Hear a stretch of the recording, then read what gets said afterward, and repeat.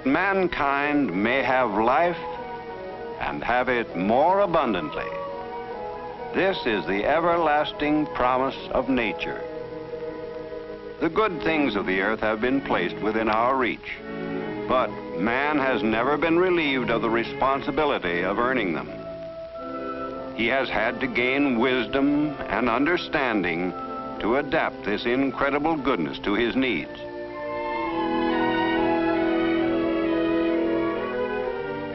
And so, through the years, man has watched and studied the great natural forces that were meant to serve him.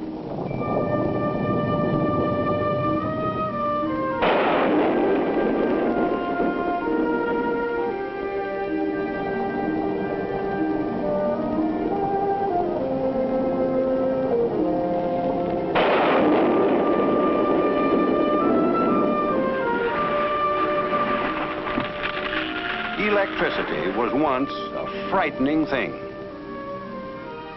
but not anymore. We have learned how to channel its power into telephones, radios, refrigerators, electric lights. It is one of the prime movers of the age in which we live.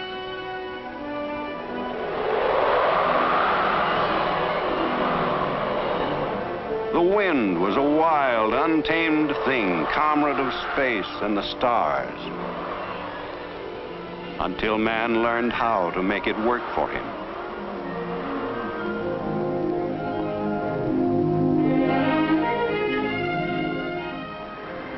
Water anywhere is potential power, but uncontrolled it is also unpredictable. So man built dams. And behold, this pent-up power becomes a tremendous agency for good.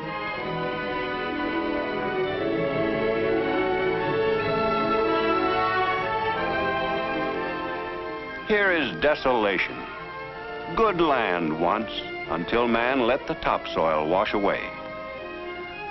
But topsoil is the very source of life, and man is learning to conserve it so that nature may give more abundantly of all the growing things of field and hill.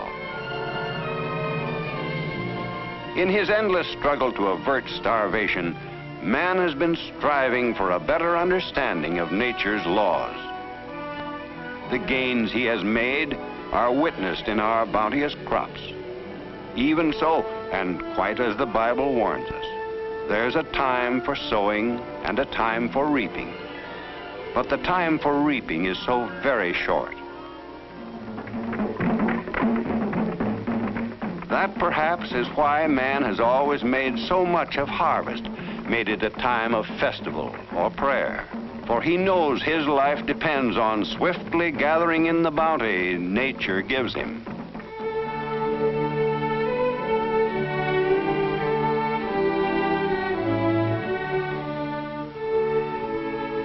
Thus, in America, we have always offered thanks for the blessings of the earth.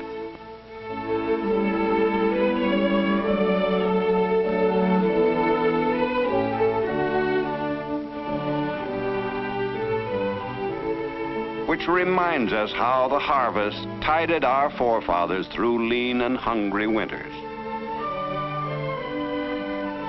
By the same token, spring has ever been a time of rejoicing, of joy in the promise of still another harvest, when field and tree again bring forth a profusion of delicious gifts that beckon us to come and gather in. But nature has a way of holding out her bounty, then snatching it away. All too quickly it is gone. True, it serves to re-enrich the soil, but as for man's immediate needs, a total loss. Of course, all growing things are contained within a protective covering. But it occurred to man that if he could provide a permanent protective covering for the bounty of nature, he could then readily extend the harvest season until every day in the year became a day of plenty. A simple idea, but one of great promise. Today, its perfection is a man-made miracle. We refer to it, and rightly so, as the miracle of the can. But we've been talking about man as if women didn't exist, which is most unfair. Let's go back to a hot summer's day around the year 1900, when in households across the land this was happening. You know, Lucy, if we can get all these tomatoes put up today, we can start on the corn tomorrow. Oh, that'll be good. Heavens above, Jim, the last thing we need right now is more tomatoes. We got twice what we can put up now. I mean it, Jim. Take them back outside and don't bring any more. Now, don't take off on me, Martha. It's not my fault we had so many this year. Fact is, I figured you'd be glad we got such a good crop. Oh, of course I'm glad, but I haven't got time to put up any more. All right, all right. What'll I do with these? Oh, feed them to the pigs.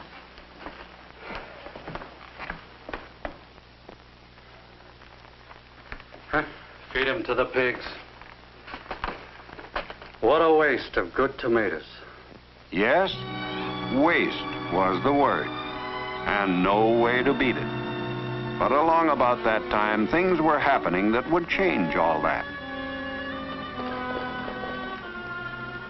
You know, John, I hear they're putting up fruits and vegetables better than we can now, over near Fairport.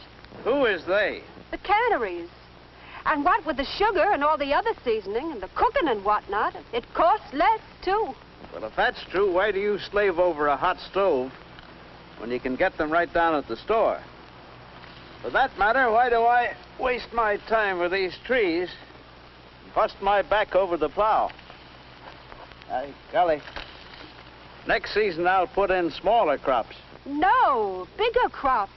Bigger? Now, how in the world do you figure that? Well, it's our chance to save some money. Why, we can sell our fruit to the canneries and plant more and more things to sell them right through the seasons. And then if the crops come in good, we can put by enough money to send the boy to college. So he can be a better farmer than me and grow more crops? Sure, to sell to the canneries. You know, Mary, that's quite an idea you've got there. That it was, and it caught on. Farmers began to plant more and more acres, improved their yield, lifted their farm incomes to higher levels, adding purchasing power that gladdened the hearts of entire families. And a new agricultural era was in the making, all through the growing demand for canned foods. But in those days, progress was limited by the old-fashioned hole and cap can. Many things, for instance, had to be cut up and forced through the hole in the top of the can. Filling cans was therefore a slow process. After filling, a cap had to be soldered over the hole by hand, and that required a lot of work, to say nothing of an equally important element, time. Result? They just couldn't turn out canned foods fast enough to keep up with the growing demand.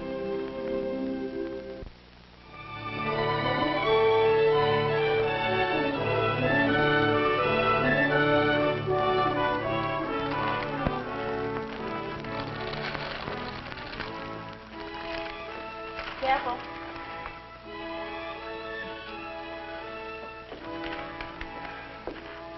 What else, Mrs. Moran?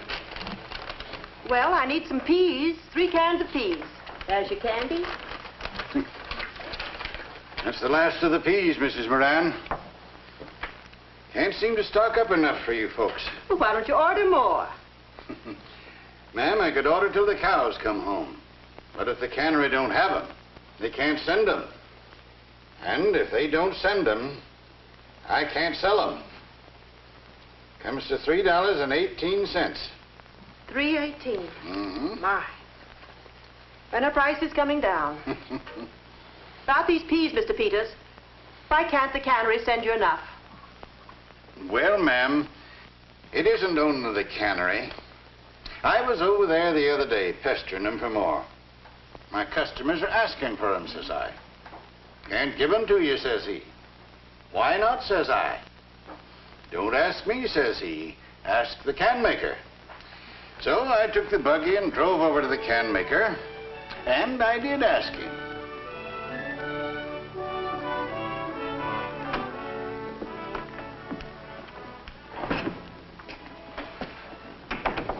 I know you folks.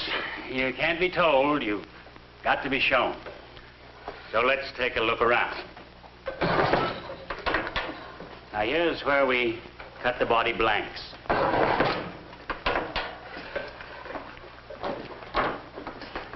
This man here is forming the can body.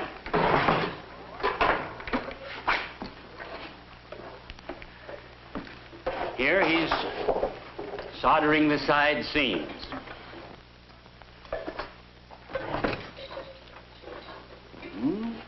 Pretty slow work.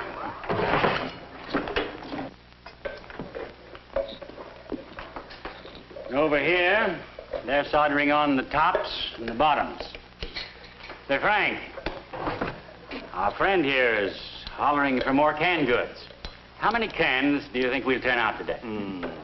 Oh, you can figure on maybe 600. There you are. I've got 3 men soldering here. They can turn out only 600 cans a day. We got calls for a lot more than that. Why don't you hire more men? You find them and I'll hire. Solderers don't grow on trees. But by golly, fruit does. The crops are coming in right now. Canneries are crying for cans. And you think you got problems? Now, mind you, ma'am, our local can maker's as good as any of them. But it's just that can making is a slow process. Here, Jimmy, come over here. I want to show you something, son.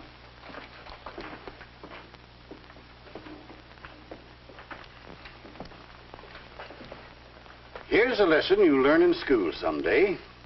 Crop and can geography, you might say. Now, here's us. Here's the can-making plant. Here's the cannery. And here's the farmland. Farmers are planting more land all the time, putting in more and more crops, because the cannery is here to take care of them. Now, just imagine this same thing taking place all over. Oh, there are lots of canneries and can makers in the growing areas. But when harvest time rolls around, the crops come in, it's the same story everywhere. They're all swamped with orders that they just can't fill. Yes, it was apparent that the task of serving a whole nation was too big for the can production capacity available in those days. The need was clear for a pooling of resources in the interest of better experimentation, research, engineering skill, and greater can production. So, many can makers did combine their facilities and pool their knowledge to form the American Can Company.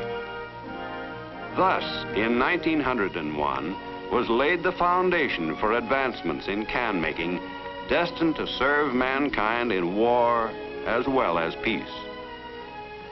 But despite much early progress in can making, it continued to be a slow process.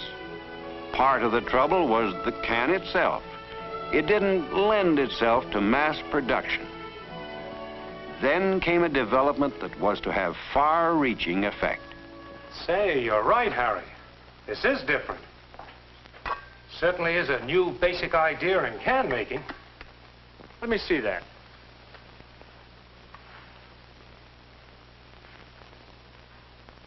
No hole in the top? Nope. Canners get them with this end entirely open, so they can pack whole tomatoes or peaches or other fruits and vegetables in this can. Don't have to cut things up. Consumers will love that. How's it sealed? Solder? No, that's another advantage, Jim. No solder on the ends at all. No solder? Well, how? Well, we've got a machine that crimps the ends on with a rubber composition gasket to keep them tight. It's slow, but with your help, I think we can figure out a way to speed it up. You know, it seems to me that canners should be able to fill and close these faster than the old hole-in-cap can. And it'll cut their cost down. What's it called, Harry? The sanitary can. Sanitary can. Good name. By golly, if we just work out a way to turn these out in quantity, and fast. That's just what's needed, fellas. Let's get to work. And get to work they did, making improvements both in the can and the machinery for its mass production and efficient use in canneries, and also in plants packing a host of non-food products. But while their efforts and those of many others were limited by the engineering developments of their day, by the continued necessity for much handwork, they were destined to revolutionize not only an industry, but the distribution techniques, the shopping habits, the very standard of diet of hundreds of millions of people. For as combined knowledge and increased experience of these pioneer can makers began to catch hold, the tempo in each plant quickened. The volume rose. 10,000 cans a day, 25,000, 50,000.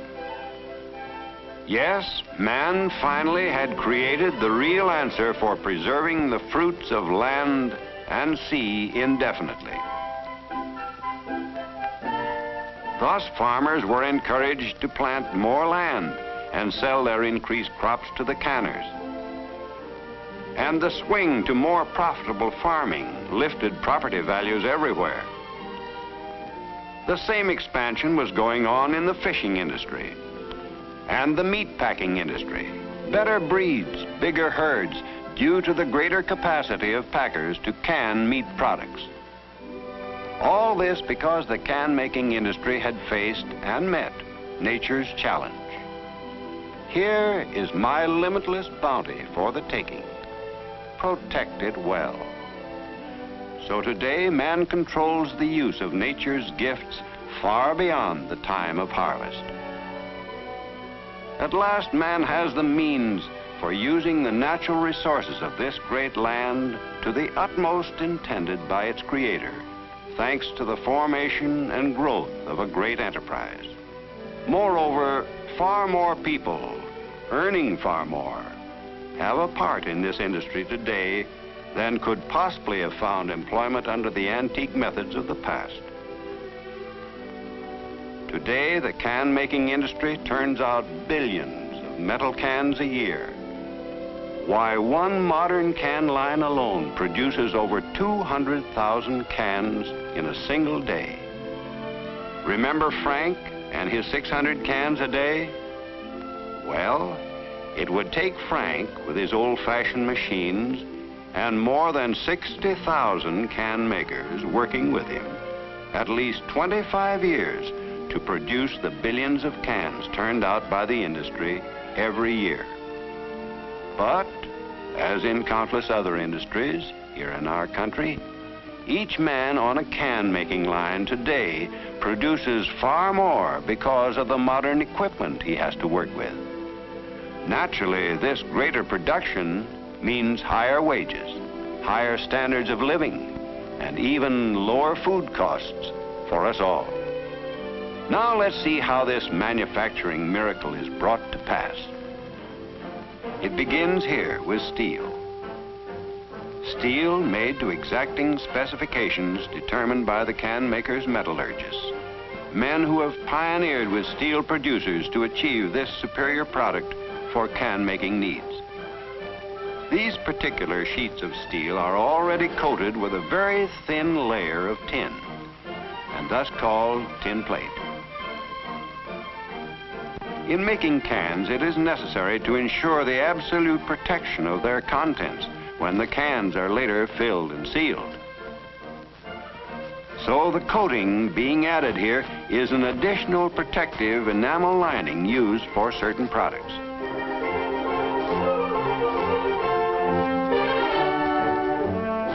In this baking oven, it is dried and hardened.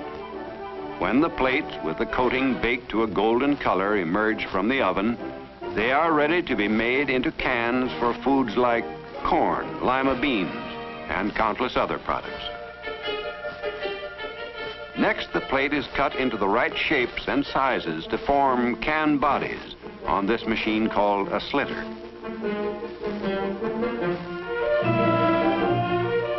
These are body blanks. Meanwhile, other plate, cut to proper size, is fed into machines which stamp out the ends.